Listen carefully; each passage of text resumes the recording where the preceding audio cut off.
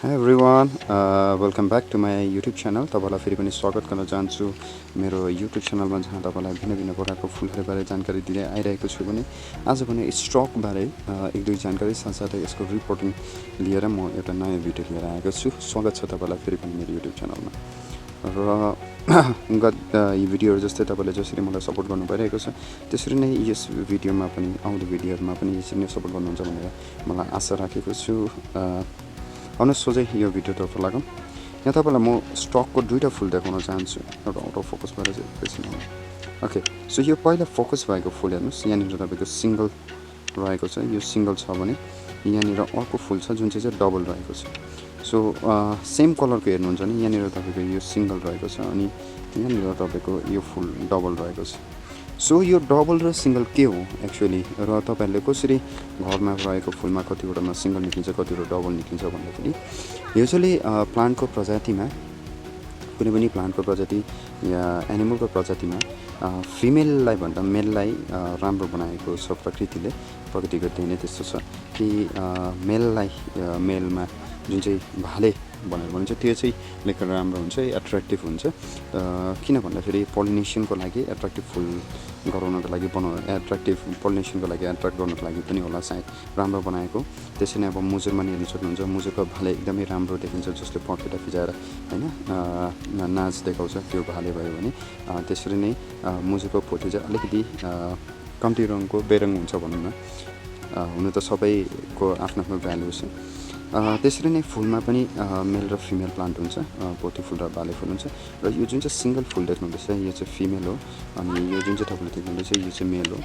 र यो दुईटाको के आफ्नो राम्रो पनि या आफ्नो विशेषता छ भन्दाखेरि यो जुन चाहिँ मेल प्लान्ट छ यो चाहिँ देख्नुमा एकदमै राम्रो हुन्छ। फुल्दा हैन फुलमा एकदमै राम्रो फुल हुन्छ। तर यसमा चाहिँ बिजन भन्ने तपाईको सिड भन्ने बस्दैन। ओके, वेराज तपाईले यो जुन चाहिँ यो सिंगल देख्नुहुन्छ यो साइड फुल्नुमा अलिकति मेल जतिको एट्र्याक्टिभ नहोला तर यसमा चाहिँ तपाईको सिड बस्छ। यसबाट चाहिँ तपाईको नेक्स्ट इयरको लागि तपाईको सिड बस्छ र यसबाट तपाईले जब सिड छर्नुहुन्छ त्यसरी नै यसरी सिंगल र डबल निक्लिन्छ।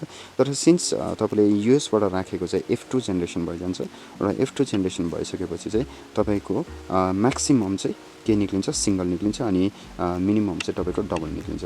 वेरएज तपाईले F1 सिड छर्दाखेरि चाहिँ 90% चाहिँ तपाईको डबल निक्लिन्छ अनि 10% चाहिँ तपाईको सिंगल फुल निक्लेर जान्छ। सो यो चाहिँ तपाईको सिंगल फुल अर्थात् फिमेल फ्लावर अनि मेल फ्लावरको डिफरेन्स। अब फिमेल र मेललाई कोपिलामा कसरी छुटाउने भन्दाखेरि फिमेलको कोपिला र तपाईले राम्रोसँग हेर्नु पनि हेर्नुस्। यसको कोपिला जुन चाहिँ छ त्यो एकदमै छुचो भएर जान्छ। वेरएज मेलको जुन चाहिँ छ त्यो चाहिँ एकदमै ड्याप्चो या डल्लो प्रकारको भएर गएको हुन्छ। सो यसरी चाहिँ तपाईले मेल र फिमेल फ्लावरलाई छुटाउन सक्छन्। अनि म युजुअली रिपोर्टिङ गर्दै चाहिँ 2 इन्चमा हालेर त्यहाँबाट 6 इन्चमा हाल्छु अनि त्यहाँबाट 8 इन्चमा हाल्छु र 6 इन्चमा हुन थालेपछि चाहिँ यसले फुल दिन थाल्छ र फुल दिन थालेपछि चाहिँ म छुटाउन सक्छु कि कुन चाहिँ फिमेल हो कुन चाहिँ मेल हो। अनि फिमेललाई चाहिँ म रिपोर्टिङ गर्दिनँ किनकि यसको सिट मलाई त्यस्तो चाहिँदैन र पनि फुलिन्जासम्म चाहिँ राख्छु। वेराज फुलिन्जा चाहिँ 6 इन्चमै राख्छु र मेललाई चाहिँ म रिपोर्टिङ गरेर यसलाई किनभने हामी बेच्नु ओर्नु चाहिन्छ त्यसले गर्दा फेरि यसलाई म रिपोर्टिङ गर्छु। तर मैले छुटाएको भने चाहिँ हैन तर युजुअली मान्छेले डबल नै मन पराउँछ त्यसैले गर्दा फेरि हामीले डबललाई नै फोकस गरेर राख्छौँ।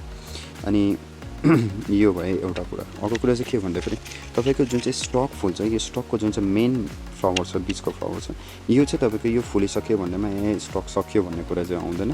स्टक एकदमै लामो फुल्ने फुल हो। यसको मेन फ्लावरले बीचको फ्लावरले फुलिसकेपछि पनि यसको साइडको फ्लावरले नि त्यति नै एट्र्याक्टिभ फुल्छ र त्यसैले गर्दाखेरि रिपोर्टिङ गर्नु जरुरी छ। यदि तपाईले रिपोर्टिङ ढिलो गर्नु भयो भने चाहिँ यो जुन चाहिँ साइड बर्डहरु छ साइडबाट आएको ब्रान्चेस चाहिँ यसको फ्लावरिङ एकदमै म्याच्योर भएर गइसकेको हुन्छ र त्यसबादमा ढिलो रिपोर्टिङ गरेपछि त्यति साह्रो फाइदा हुँदैन र यसलाई समयमा तपाईले यतिकै स्टेजमा तपाईले रिपोर्टिङ गर्न सक्नुभयो भने यतिकै स्टेजमा रिपोर्टिङ अझै यतिकै स्टेजमा रिपोर्टिङ गर्न सक्नुभयो भने चाहिँ यति बेला चाहिँ जतिको ग्रोथ पाउनु पर्ने थियो यो साइड ब्रान्चेसले त्यस्तै प्रकारले ग्रोथ पाउनेछ र एकदमै एट्र्याक्टिभ भएर फुल्नेछ। सो त्यो पछि गएर कस्तो प्रकारले फुल्नेछ त्यो तपाईलाई म भिडियो देखाउने नै छु र आज चाहिँ भने हामी रिपोर्टिङको भिडियोलाई ध्यानमा राखेर रिपोर्टिङको भिडियो हेरौँ। So now let's go with potting. I have here with me the well decomposed cotton manure as in case of petunias too. And I will be adding portlets over here. You know why portlets are used. तपाईँलाई थाहा छ यहाँ एकदमै राम्रोसँगले पाकेको गाईको मल छ भने यहाँनिर म अब पोर्लाइट मिसाउन गइरहेछु। अनि तपाईँलाई थाहा छँदैछ पोर्लाइट किन चलाइन्छ भनेर। एरेसन जुन चाहिँ पटिङ मिडिया छ त्यसमा एरेसनलाई प्रमोट गर्नको लागि हावाभित्र पसोस् भनेर त्यसको प्रमोसनको लागि साथसाथमा के पनि होस् भनेर भन्दाखेरि साथमा जुन चाहिँ ड्रेनेज छ त्यो पनि राम्रो होस् भनेर एकदम पटिङ मिडिया जुन चाहिँ छ त्यसबाट सजिलैसँग ज्यादा पानी जुन चाहिँ ज्यादा पानी छ त्यो चाहिँ निक्लेर जाओस्। अब म यसमा पोर्लाइट साथसाथमा के पनि चलाउँछु भन्दाखेरि चाहिँ पोर्लाइट र गाईको मल साथसाथमा त्यसमा म बलुवा पनि चलाउनु गइरहेछु। बलुवा चाहिँ किन चलाउँदैछु भन्नको रिजन चाहिँ मेन रिजन चाहिँ के हो भन्दाखेरि स्टकको चाहिँ जुन चाहिँ जरा छ त्यो चाहिँ पिटुनियाहरू जस्तो वेल डेभलप हुँदैन, एकदम स्ट्रङ रुट सिस्टम हुँदैन कम्पेयर जुन चाहिँ उसको कम्पेरिजनमा एकदमै रुट सिस्टम कमजोर हुन्छ यदि हामीले पिटुनिया गोदावरीसँग कम्पेयर गऱ्यो भने। त्यसैले गर्दाखेरि बलुवा पनि चलाउँदैछु so that petunia so that यो जुन चाहिँ पनि पोर्लाइट छ पोर्लाइटले त यसको ड्रेनेज र उइसमा हेल्प गर्छ। पोर्लाइटले पानी बग्नुमा ड्रेनेजमा त हेल्प गर्छ स्टकको साथसाथमा बलुवाले पनि ड्रेनेज र एरेसनमा हेल्प गरोस् भनेर भन्ने सोचले चाहिँ यो दुइटालाई यसको जुन चाहिँ मिक्स छ पटिङ मिक्समा चाहिँ बलुवा साथसाथमा हामीले के पनि चलाउँछौँ पोर्लाइट पनि चलाउँछौँ। वेरस पिटुनियामा हामीले के देख्यौँ भन्दाखेरि पिटुनियामा हामीले खालि पोर्लाइट र काउडङ म्यान्युर वेल डिकम्पोज काउडङ म्यान्युर अर्थात् मजाले पाकेको गाईको मल मात्रै चलायौँ। ओके सो लेट्स अब यसलाई फिट्ने काम गर्छ।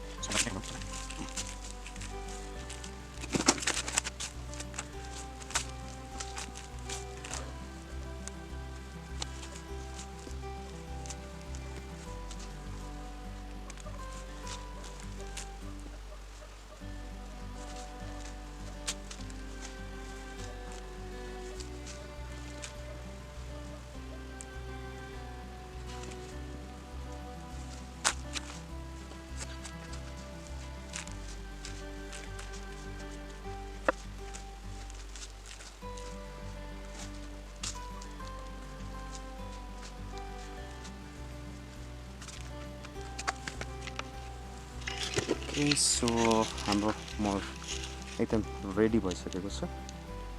सो एकदमै रेडी भइसकेको छ। अब चाहिँ हामी सोझै जाउँ स्टकलाई ल्याउन। So let's go.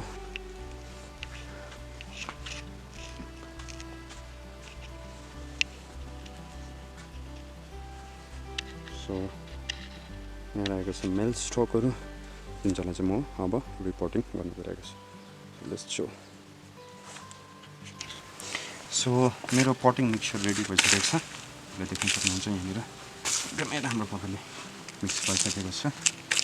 अनि अब म यसमा के गर्छु भन्दाखेरि मैले यहाँ प्लान्ट पनि ल्याइसकेको छु। देख्न सक्नुहुन्छ यो प्लान्ट ल्याइसकेको छु। एन्ड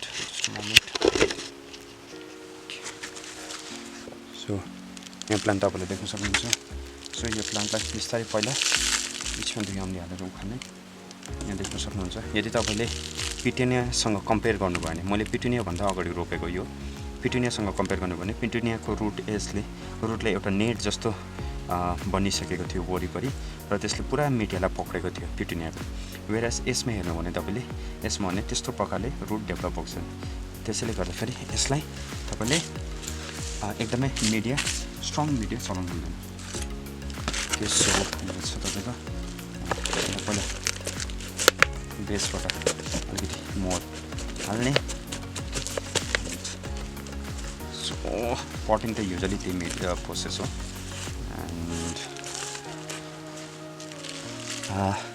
स्टकको सबभन्दा दामी कुरा चाहिँ के हो भन्दाखेरि यसको वासना हुन्छ जस्तो नि बास्ना एकदमै मिठो अरू जस्तो एक्सक्युज मी सरी मेबी हामीहरू चाहिँ र एकदमै मिठो वासना हुन्छ यसको चाहिँ एकदमै मिठो वासना आउँछ बिहान बेलुका स्पेसली एकदमै मिठो वासना आउँछ। र यही वासनाको लागि चाहिँ स्टकलाई मान्छेले धेरै मन पराउँछ अनि त्यति मात्र नभएर यसले सबभन्दा छिटो सिजन फुलहरूमा यसले सबभन्दा छिटो फुल्नु सुरु गर्छ र अन्तसम्म पनि यही रहन्छ स्टकै रहन्छ त्यसैले गर्दाखेरि मान्छेहरूले स्टकलाई धेरै मन पराउने गर्दछ अनि जुन चाहिँ यो स्टक मेरो भेराइटी मेरोमा रहेको भेराइटी छ म्याथ्युला मिक्स भन्छ जसलाई यो स्टक म्याथ्युला मिक्स एकदमै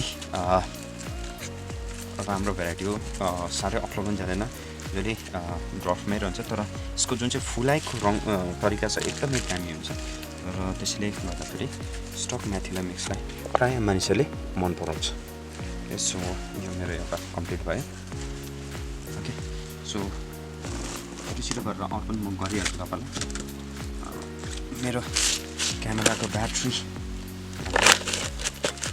गइसकेको छ सो यो चाहिँ रहेको छ पिङ्कमा अघिको लाइट पिङ्क थियो नि यो एकदम डार्क पिङ्कमा रहेको छ यसको चाहिँ अलिकति जरा डेभलप भएको रहेछ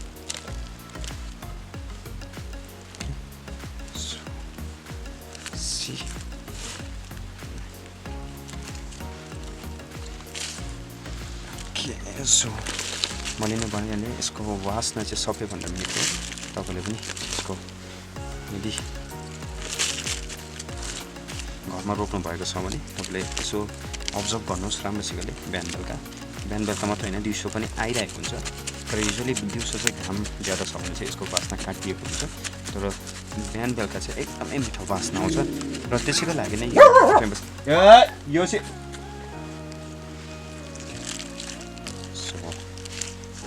एकदमै राम्रो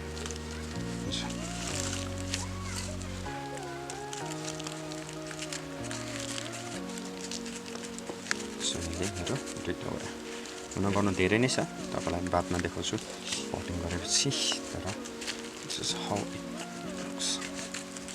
ओके सो आशा गर्दछु तपाईँलाई यो भिडियोहरू जानकारीमूलक लाग्यो होला भनेर यदि यो भिडियो जानकारीमूलक लागेमा तपाईँले थाहै छ तपाईँले सपोर्ट गर्नको लागि के गर्नुपर्छ ज्यादा केही गर्नु पर्दैन लाइक कमेन्ट सेयर अनि सब्सक्राइब गरिदिनुपर्छ सबै यो लाइक कमेन्ट सेयर अनि सब्सक्राइब भन्ने जुन चाहिँ कुरा छ यो सबै नै फ्री हो सो सिन्स यो like comment share subscribe free छ कृपया गरेर सबैलाई म रिक्वेस्ट गर्छु कि नलजाइकन एकदम लाज नमानिकन share subscribe like comment share अनि सब्सक्राइब गरिदिनु होला so thank you so much यसरी नै नयाँ फुलहरूबारे म जानकारी लिएर आउने नै छु त्यतिन्जेलको लागि स्वस्थ रहनु होला फुल रोप्दै गर्नु होला अनि मेरो च्यानललाई हेर्दै गर्नु होला बाई बाई टेक केयर